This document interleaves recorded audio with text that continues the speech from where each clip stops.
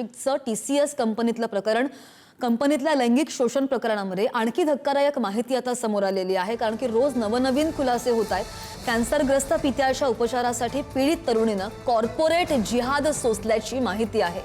औषधांसाठी पैशांची गरज असल्यानं पीडितेनं मानसिक छळ सहन केल्याची माहिती आहे। कुटुंबाची जबाबदारी असल्यानं नोकरीसाठी धर्मांतरणाच्या छुप्या अजेंड्याला पीडिता बळी ठरली आहे। तर राष्ट्रीय महिला आयोगानं पीडितांची आपबीती जाणून घेतली आहे।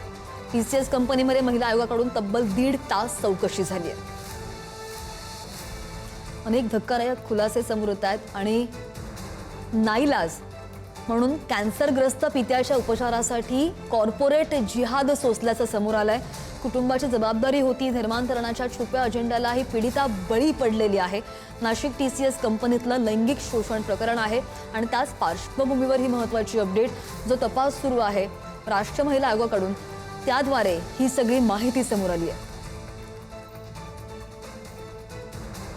आणि आज नाशिकच्या TCS कंपनीतल्या महिला आयोगाच्या पथकानं झाडाझडती सुद्धा केली आहे। अत्याचार, विनयभंग आणि धर्मांतरण प्रयत्न प्रकरणाची सखोल चौकशी अजूनही सुरू आहे। कंपनीमधली कॅन्टीन, वेटिंग रूम आणि कामाच्या विभागांची सुद्धा पाहणी केली गेली आहे। सुरक्षा रक्षक आणि व्यवस्थापन अधिकाऱ्यांचे जबाबही नोंदवले गेलेत।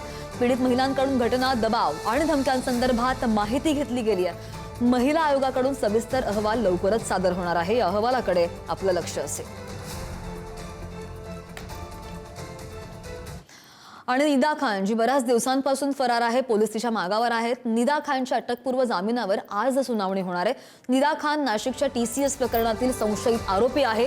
निदा खानकडून जामिनासाठी वैद्यकीय कारणाचा आधार घेतला जातोय। निदा खान आज पोलिसांना शरण येण्याची शक्यता सुद्धा वर्तवली जाते। आजच्या सुनावणीमध्ये जामीन अर्ज फेटाळला तर निदा खान शरण येण्याची शक्यता